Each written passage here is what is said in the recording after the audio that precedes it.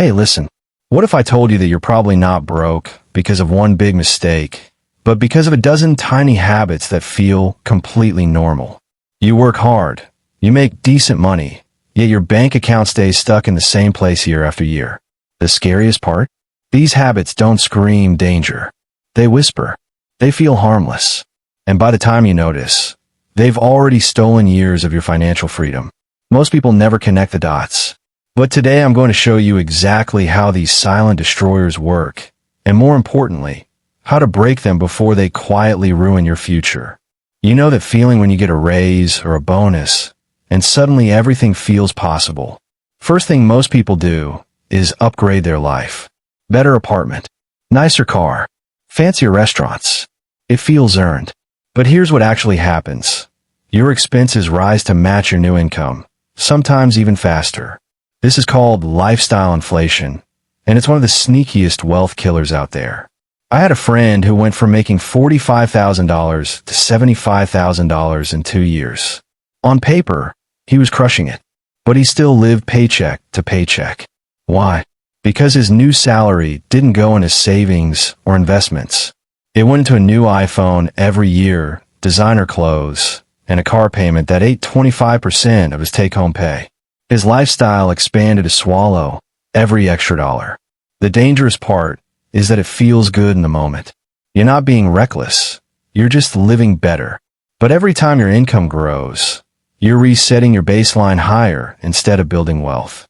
10 years later, you're making more money than ever, but still have nothing saved. The fix isn't living like a monk. It's choosing to let your income grow faster than your lifestyle. When that next raise comes, decide right then what percentage goes to your future self first. The rest? That's for enjoying. But never all of it. You walk into Target for one thing, shampoo. 30 minutes later you leave with $87 worth of stuff you didn't plan to buy. Sound familiar? Impulse buying isn't just about big purchases. It's those harmless little decisions that add up faster than you realize. Your brain gets a dopamine hit every time you buy something new. That cute shirt on sale? Those wireless earbuds you saw on TikTok?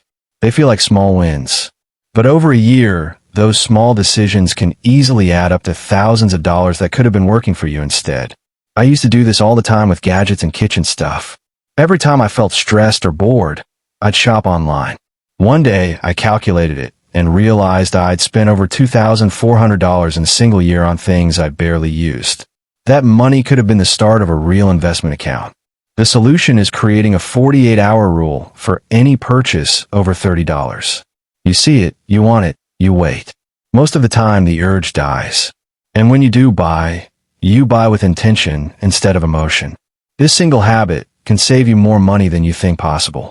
You don't think twice about grabbing coffee every morning, ordering takeout twice a week, or paying for that streaming service you barely watch. These tiny expenses feel too small to matter. But that's exactly why they destroy your finances. They hide in plain sight. The famous latte factor isn't really about coffee. It's about all the unconscious spending you never track. $5 here, $12 there. Over time, these leaks create a slow financial bleed that stops you from building real wealth. One of my viewers shared his story. He thought he was good with money until he tracked everything for 30 days. He discovered he was spending $380 a month on random snacks, delivery fees, and in-use subscriptions. That's almost $5,000 a year. Money that disappeared without him even noticing. Start tracking every single dollar for 2 weeks. You'll be shocked at what you find. Once you see the leaks clearly, plugging them becomes easy. And that money you save, it feels like getting a raise you didn't have to work for. That credit card balance you keep carrying month after month, it's not just normal debt. It's a silent destroyer that's quietly taking money out of your pocket every single day through interest. Credit card companies love when you only pay the minimum. They make their real money from the interest, sometimes 20 to 25% per year. That $3,000 balance can easily cost you $800 or more in interest over time if you drag it out. You're literally paying them to stay broke. I remember when I had $8,000 in credit card debt after college. I was making payments, but the balance barely moved. It felt like I was running on a treadmill. Once I got serious about paying it off aggressively, I freed up hundreds of dollars every month that I could then use to build wealth instead of feeding the banks. If you're in this trap right now, focus on getting rid of high-interest debt first, even if it means cutting back temporarily. The freedom you feel when that debt is gone is incredible, and it compounds your ability to build real money afterward. No emergency fund means every surprise expense becomes a crisis. Car breaks down, medical bill, job loss. Without cash set aside, you either go into debt or destroy your progress. This lack of a safety net quietly keeps people trapped in financial stress. Life is unpredictable. The people who seem to bounce back fastest aren't luckier. They just have a buffer. Even $1,000 can stop a small problem from becoming a financial disaster. $3,000 to $6,000 can handle most common emergencies. A friend of mine lost his job unexpectedly. Because he had 3 months of expenses saved, he could focus on finding the right next opportunity instead of taking the first terrible offer out of desperation. That buffer literally changed his career trajectory. Start small if you need to. Save $50 or $100 per paycheck until you have at least $1,000. Then build from there. The peace of mind alone is worth it. And once you have it, protect it. Don't touch it for anything that's not a true emergency. You're young, or maybe you feel like you missed the boat already. Either way, you tell yourself you'll start investing when things are better. That delay is quietly one of the most expensive decisions you'll ever make. Time is the most powerful factor in building wealth. Money invested in your 20s or 30s has decades to grow through compound interest. The same amount invested in your 40s or 50s has much less time to work its magic. Waiting 5 years can literally cost you hundreds of thousands of dollars long term. I used to think I needed to be rich to invest. Wrong. Starting with $100 a month at 25 is infinitely more powerful than starting with $1,000 a month at 40. The market doesn't care how much you have. It cares how long it's been working. Even if you're starting late, start now. The best time was years ago. The second best time is today. Put something in the market consistently, even if it's small. Your future self will thank you when that money has grown into something meaningful. You see your friend, coworker, or influencer living their best life on social media. New car, luxury vacations, perfect home.